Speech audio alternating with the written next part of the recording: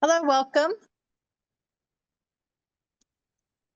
I just want to make sure that everyone can hear me correctly. We're all set. I can hear you. Awesome. Okay, cool. Well, hello. Thank you so much for joining our presentation today on financial literacy. We are going to on the topic of developing a business plan. And Nick, I just want to double check. Are we sharing the presentation at this point? I'm not yet. I was going to give you time to introduce I could yourself because, it excellent. overwhelms the screen. Yeah, absolutely. I couldn't tell. Working from my phone here. So my name is Sherry Jersa. I am the PNC Business Banking Manager for the Chicagoland area. We work with small businesses to help them achieve their financial goals. That may be by expanding their business, by giving them the tools and resources needed to grow or to be more efficient, to be safer. And I think here at PNC, we're incredibly fortunate to partner with SBAC Empower to deliver great financial literacy topics to help all of our business owners thrive. So really excited about the partnership with SBAC Empower that we have. I wanted to also introduce Sean Boone. He's also from PNC. And Sean, I'll let you just say a word or two about yourself or a sentence or two. Yep. Sean Boone. I'm a relationship manager here at PNC Bank. So I've been in banking 20 years, worked with a lot of businesses from pretty much from 0 to 10 million in revenue. So. Thanks so much, Sean. He's one of our best in the Chicagoland area and a tremendous resource for so many business owners. So with that, why don't we go ahead and share the presentation? We'll jump right into today's workshop. And for today's workshop, what we're going to be talking about is developing a business plan. And developing a business plan is something that can be really easily overlooked. There's so many things that go into starting a business. Just from everything from startup capital to resources to just the logistics of starting a business. And oftentimes what happens is that as your business grows and scales, sometimes the formal planning component can be just kind of set aside. And a business plan is important because it's something that banks and financial institutions might ask for when a business requests funding. Not every company has a written business plan in place, which doesn't mean you won't be able to obtain funding, but it might reduce their chances and limit the field of institutions willing to work with them. So in this workshop today, what we want to achieve is to identify the importance of developing a strong business plan. We want to explore how to use a business plan and review the key sections of a business plan. So Nick, if you want to go ahead, we're going to skip that slide. Actually, and we can ask, so I do see Nina online, and certainly you can share if you want to, you don't have to.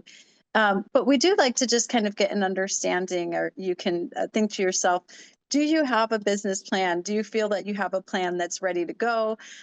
Maybe you have it, but it needs some touching up, and certainly we'll talk about that. Hopefully you'll gain some valuable insight today on how to do that. Or maybe you don't have one, and it may be just a great time for you to start.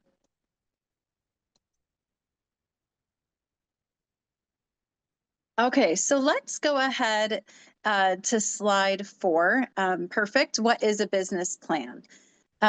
So in the most general sense, a business plan is a written statement describing your company's visions and objectives, like, for example, whether you sell a product or you provide a service. So it should be a living document. In addition to using it during your company's startup phase, you can use it as an ongoing tool to manage your business and your employees. You may also need it later if you want to expand your business and need additional funding from investors or lenders. So when you write a business plan, your goal should be to tell your company's story to potential lenders and investors. It can also help you clarify your ideas and motivate your stakeholders. So it's important that you revisit your business plan periodically. You want to make sure it's updated and based on the changes in your business. We all know that as your business adjusts, as it changes, as it matures, as you gain new clients, sometimes that can shift the focus of your business. And so when you make a plan, it's really important to kind of revisit it frequently and think through, what are my business needs today? What are my goals today? And is that accurately reflected in this document? You also want to kind of write it with the future in mind, so that you're constantly thinking about, what do I want to achieve over the next 3 years? I'll pause and see if there are any questions. And I cannot see the chat well, so Yep. if there is something in the chat, maybe Sean, you want to, Yep. or Nick, Yeah, I'm someone reading. wants to call that Yeah, out. Nina added that she did have a business plan, but she lost it on her computer. So this is a refresher for her. It's perfect, actually. I'm sorry that happened. It's such a bummer when those computer crashes cause us to lose documents. So Yeah. I'm hopeful that this will be a good refresher then for you, Nina. Yeah. Also, Sherry, if I'm like a slide or two behind, just let me know. There's also a delay between, I notice when I switch slides. There's like a No 20-second worries. delay or something like that. Oh, well, you are on the perfect slide for where I'm Perfect. at, so we're good to go. All right, wonderful. Perfect. So when you're thinking about a business plan, you want to think about the audience of the plan. Who are you actually writing this plan for? And who will actually see it potentially. So business plans are typically written for other parties. Typically, you're writing it for an investor, for a lender, or for a potential business partner. However, your business plan can truly be equally valuable to you as an entrepreneur, and also to your staff or to your employees. So the business plan, if you think about that as your vision for your business, and also if you're thinking about it as like, where am I today? Who are my clients today? Who are my vendors today? Who are my suppliers today? What are my challenges today? What am I trying to overcome? And then you also think about, who are my employees today, and what is the vision of my business? It becomes really valuable to write the plan so that you're thinking about all those lenses. That way you ensure that you have a very consistent message between how I operate as a business owner, what I give to my employees, what I set almost as a vision tool, and then also when I am going to obtain capital, or when I need financing, or I'm ready for a partner to come in, we have the same vision and we're working off of one plan. So if you don't have a business plan, or Nina, like you, if you were sprucing up an old one, the first step is to start listing and prioritizing the reasons why you. So I'm going to say that again. You kind of want the first step in writing your business plan to be your vision of why you. Why do you want people to do business with you? Why do you want consumers to buy from you? Why do you want businesses to work with you or purchase from you? How can a business plan help your business that way? Well, for one, what you're doing is starting by setting off yourself with a very unique direction or perspective that you can tell other businesses then, or your audience. So it's just really important that you kind of start always with saying why you, and why your business. A good business plan with clear ideas can show then that your goals are attainable and that they're realistic. And the more realistic your goals are, the better your chances of finding investors or securing loans. So you also kind of want to make sure that as you're saying why you're also being realistic. And that means realistic with yourself on what can you fulfill on. So depending on your industry, what is the largest order that you can take on, for example? And what is the scope of your business that you can realistically work with others and provide for and do it really well. So you want to start with you, prioritize you, and understand then that the goals and expectations that you have are reasonable and attainable with the resources that you currently have. So, okay, we're going to go to the next slide. Sorry about that. Perfect. Let's it.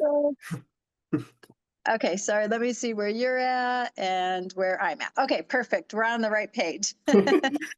Okay, so if you're looking to start or expand your business, which is typically where we're at, we want to ensure that the business plan is created as an essential piece of information that, as I mentioned, potential lenders can use to understand your internal scope and economics. So before when you think about a plan, lenders and investors, when they read this, so when you think about like, okay, I'm ready to scale, I'm ready to be at a point where I'm expanding. Lenders and investors should be able to read your plan and get a complete detailed picture of your business. Lenders should be able to look at your plan and know what is the purpose of your business? How do you operate your business? Who is your target audience? Who are your customers? Who are the key stakeholders within your business? Who are the key decision makers? Who are the key managers? So as a lender, when you're reading the plan, you should be able to see all of those key features and then have that tell the story of the financials. So when you think about what your tax returns say, your interim financials, your balance sheet, your profit and loss, when you take a look at those financial statements, you see numbers, right? And you see a detailed record of financial transactions. You want to think about your business plan of telling the story behind that. It's the why behind the numbers. It's how you achieved behind the numbers. And lenders and investors typically get involved with companies and use that business plan in a few different ways. So if you see, we've got lenders on one side and investors. So lenders do not typically get any equity or ownership in the company. So a lender, you think a financial institution or you think a bank, right? When a loan is provided, that's not an exchange for equity. So when you borrow from a lender, it's called debt financing. Just like a regular loan, you're expected to pay back that debt, typically plus interest. Lenders are most interested in the plan in making sure that you have a solid business operation, that you have a plan in place so that you can continue to generate the revenue that you've already been generating. So when you look at the financials, a lender's looking to know, is there going to be enough cash for you to make your monthly payments on the loan? And that story behind it of, your plan to grow and develop your business helps bring that to life. And then investors on the other side, typically they have a stake in equity in your business. So some investors might prefer a business plan that is a bit shorter or condensed. Sometimes they're looking for the business plan to be accompanied by a presentation or a pitch that you're giving. And so you want to understand what it is an investor may be looking for as you're working for them. Investors obviously generally get a stake of share in ownership of the business in exchange for their money. So sometimes they also want to collaborate with you on how the business is run. And in that regard, they may want to also verify that that plan may reflect business operations that are most feasible and attractive to them. Investors are most interested in whether the business is scalable, its potential for growth, and the strength of its leadership. So when an investor looks at providing capital, it's called equity investing, right, for a stakeholder in that business. Here at PNC, we are not investors, we are lenders. And so really what we're interested in as a bank, as other financial institutions are as well, is more about, can you generate regular cash flow in order to pay back that debt, that you've taken on. Let's go to the next slide, and I'll pause here to see if there are any questions. Or Sean, if perhaps you have anything that you'd like to share about, when you read a business plan or look at a business plan, some things that may stand out to you. One of the things I can just think of offhand is just that it reflects the business, like tells the business's story and whatnot. Just offhand, that's just one thing that kind of comes to mind right there, and just shows that the business is heading in the right direction. So that's all I got. Awesome. No questions in the chat, by the way. Awesome. Thanks, Sean. No. So as you see here on the next slide, we're taking a look at the key parts of a business plan. So in general, every business plan typically should be comprised of 7 main sections that describe what your business does, how it's organized, where it fits in the industry landscape, your sales and marketing strategy, and your business's financial story. So we're going to get into all of those topics in more detail as we move forward. But let's just start first with the executive summary. I will say that although these key parts of a business plan, although they're standard, they can certainly be interchangeable. Some may or may not apply to your business, but these are the typical basics here. So moving on to the executive summary then. Perfect, thank you.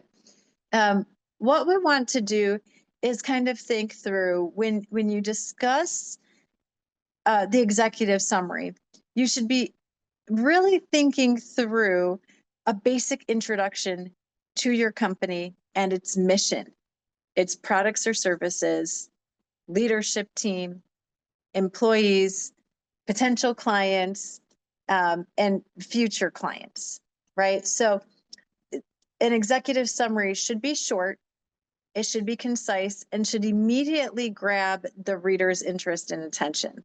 So sometimes you've probably heard of, or if you watch Shark Tank, or if you've heard of this, it's like your pitch written out. It should be a true, accurate representation of your business, but it should also be like I said, prioritizing you. What makes your business unique? What makes someone believe in the future of your business? And can I easily read this and understand who you did business with? So you think about what Sean Boone said when he introduced himself. He's a business banker. He's really passionate about working with businesses, and specifically he focuses on anything from like 0 to 10 million in revenue generation. So you know who Sean is, how long he's been in banking, and who his target business owners are that he works with. That's kind of like similar to what an executive summary should show. So for the sake of this workshop, we're going to kind of skip over this for the sake of time. But if you're taking notes, what we'd really like you to do is maybe just pause, or if you're watching this, at a later time, pause and maybe just write out some of those bullet points of, your company, if right off the bat, if someone says, what does your company do? Are you mentioning your employees, the products and services, your ideal audience, your ideal customers, your business future, and your industry's future? In terms of a company description, so let me make sure I'm on the same page as you, Nick. Yes, I am. A company description should contain the information about your business's size, its mission, the products and services, and why you think your products or services are useful to customers. So the company description, again, it's like the mission statement. And more importantly, it's like, why is your business useful? So I love thinking about it that way. Why do you think your products and services are useful to customers? When you look at those questions, when you're filling that out, you want to be able to answer those for yourself first. And then kind of say, okay, when I write this down, am I accurately demonstrating my business? And am I my biggest cheerleader of my business? So we oftentimes think about that. And that's why I know Sean and I both love working with business owners for this reason. Like typically business owners are like, the inventor, they're the person behind the passion of the business. We're the people who, get out there and feel like I really am the best. I have a unique product or service, and I could be a disruptor in the market. That's the kind of information that you want to put in your company description so that everyone understands why you. If you're making cookies, for example, if you bake cobblers and pies, why are your peach cobbler is better than everyone else? You use fresh ingredients. Are they locally sourced? And that's the kind of information that you want to prepare. Going on to the management and organization. Perfect. The management and organization section should clarify how your company is organized. And really what you want to do is discuss your key players, who the decision makers are, what kind of business is it? Do you have an LLC? Do you have an S Corp? Do you have a C Corp? So you want to describe that organizational and legal structure. And then if you do have a board of directors and advisors, you would want to go ahead and call that out. Any questions so far? Otherwise, we'll go on. This one's kind of short and to the point. No, Nina just sent the message in the chat that she had to jump off right now. Perfect.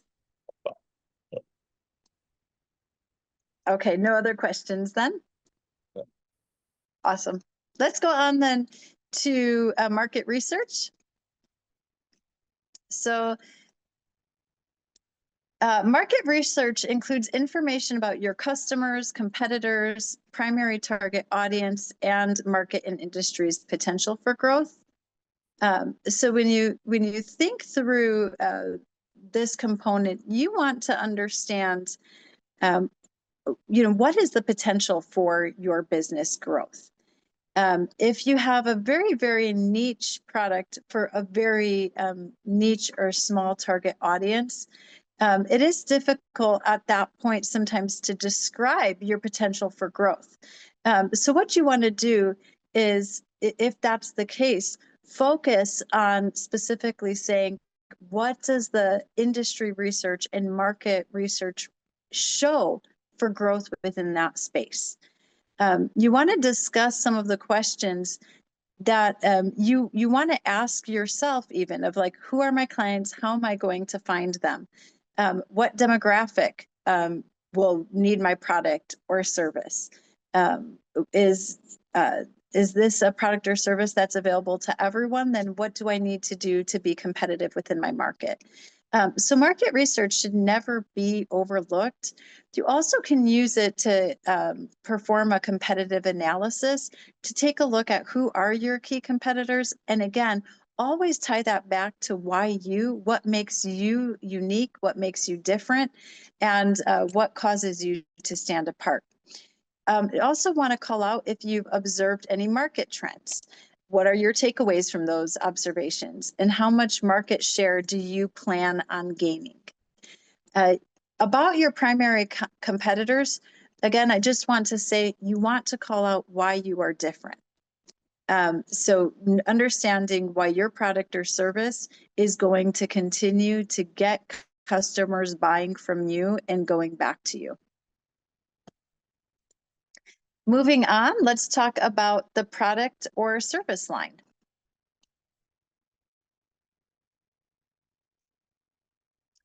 Your product or service line describes exactly what your company offers and its potential customers. So I know we talked a lot about the target audience, but the product or service line section should contain a bit more of a detailed description specific to the products or services that the company offers. As well as like if you hold any like copyrights, intellectual property rights, or if you have a unique advantage within your product or service that makes it stand out from the competition within your industry or market. You want to discuss some of the questions that others may have about your product or service. If it's an actual physical product or service, you want to tell about how it works, the components, maybe the details that went into the manufacturing, the material. If it's a perishable good, you may want to talk about where the products are sourced from, what the shelf life is, what makes it a stable product. So you want to really go into detail so that when someone reads the plan, they have a full understanding of the product or service that you're selling. Sean, do you have anything else to offer maybe on a product or service line, something that you think is important specifically as it relates to a product description? Not necessarily, no. 'Cause I think you covered the having a niche part, and that's the only thing that stuck out for me is just adding that niche in there. So no, not necessarily. Perfect. Yeah, the niche, and thanks for actually saying that again, because I'm going to bring that word back. It kind of to focus. Your niche is like if you think about, and we've already used the example of baked goods. You are a bakery. What makes your bakery different than the bakery down the road, right? Is it that you have more seasonal flavors? Is that you have more of a vegan offering? Is it that you specialize in where you source cocoa beans from, right?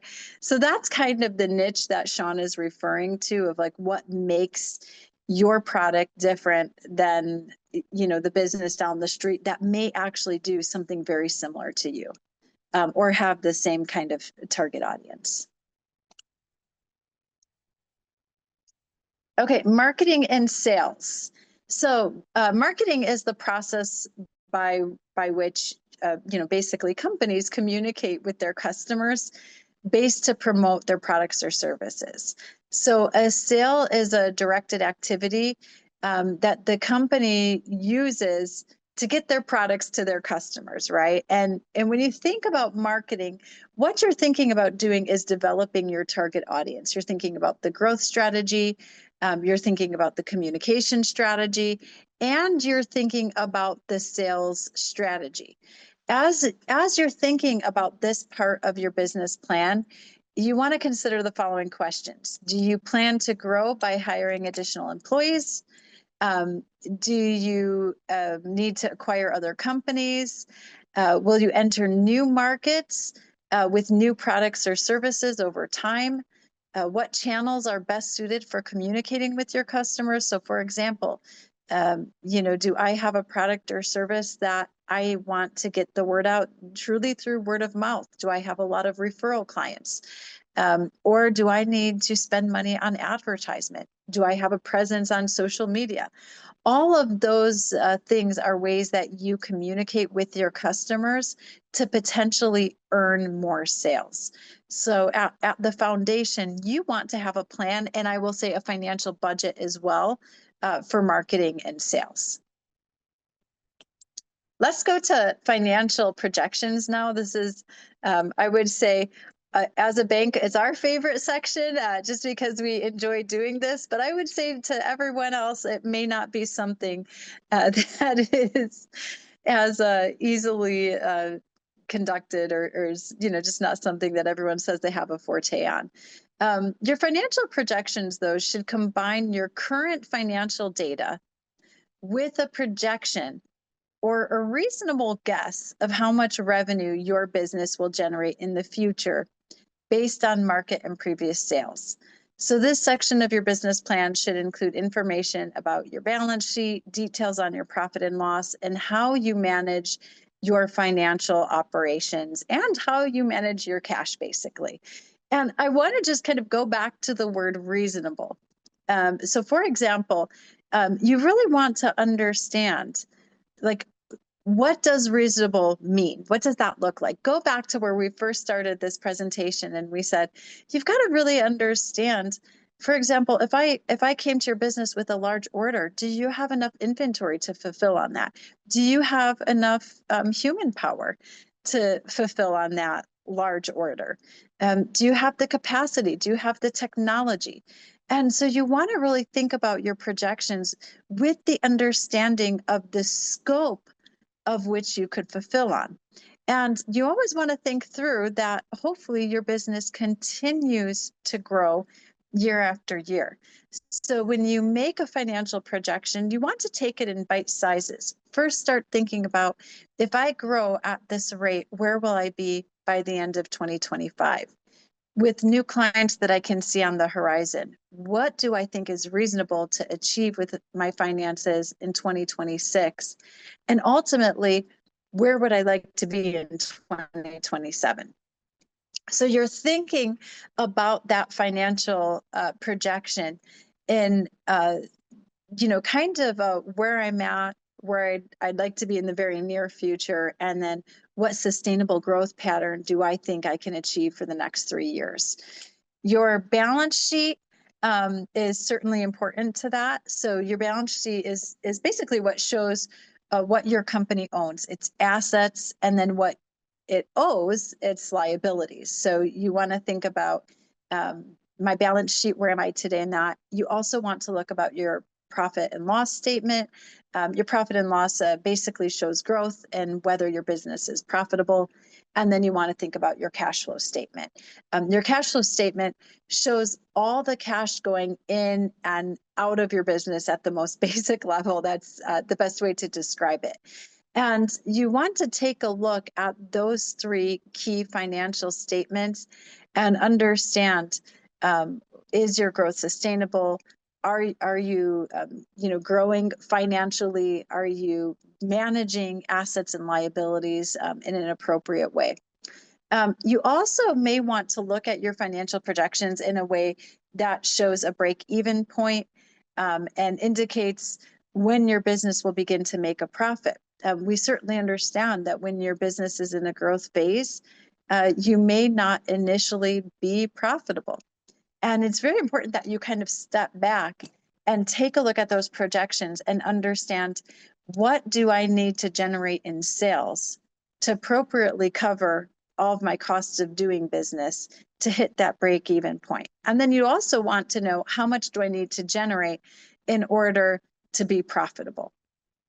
Those are the types of things that you want to look at and understand when you're making financial projections for your business plan. Yeah, and this is a point where you don't want to sell the business too high or too low, and just like you said, realistic expectations for the business for sure. Yeah, thanks so much, Sean, for saying that, because it's so true. If it's overstated, right? Like I would love to say, like, hey, Sean, me and you tomorrow, let's start a business, and we're going to be wildly successful and profitable. And if that's not really realistic, then it doesn't do us any good, because it's not keeping us grounded in the actual steps we need to take to get to that goal that we have. Although I promise you we'd get to the goal eventually. Just got to understand how to get there and in what reasonable time frame. Perfect. So also want to remind everyone, if we move on to the resources, as we're kind of wrapping up here, there are so many resources available for small businesses. One, you have SBAC Empower, and that's not on the slide, but I'm going to certainly start with that. There are so many community resources available to you. Certainly reach out to a trusted advisor or your banker who can also help point you in the right direction. But then you also want to look at community resources. Some of them are listed here, including SCORE, the SBDC, which is the Development Center for Small Business, Veteran Business Outreach Center. There's also so many resources for women-owned businesses as well. So, certainly you can leverage SBAC Empower to help point you in those right directions. Sean or myself, we're all resources available to you also to make sure that you feel well supported when you're developing your business plan. So in summary,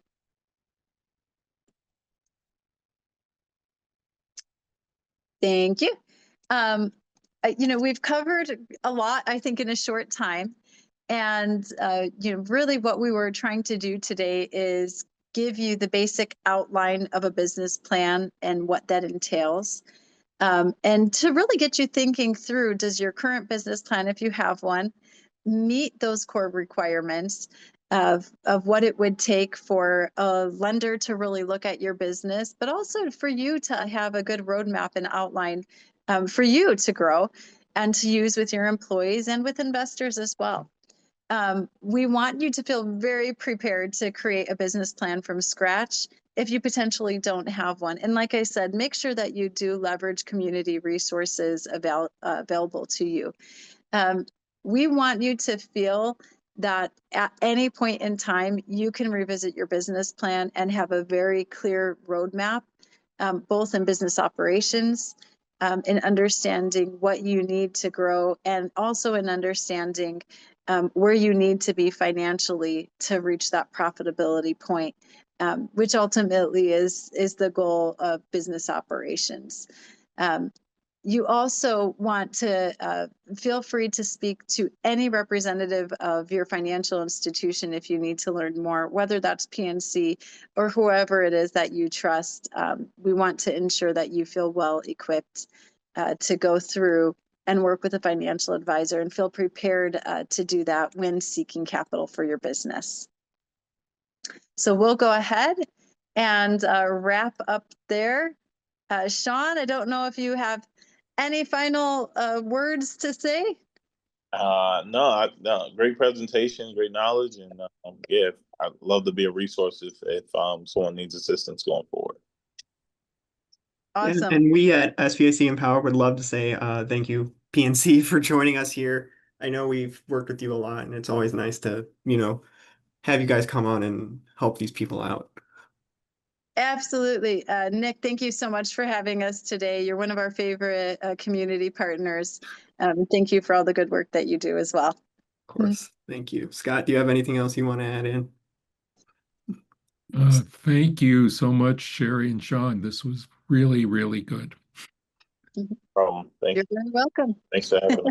This is for the people who may not know, Scott is the president of SBAC Empower. Oh, wow. Okay. I'm speaking as his underling, I guess, in this regard. So, well, thank you so much for having us today. We love SBAC Empower.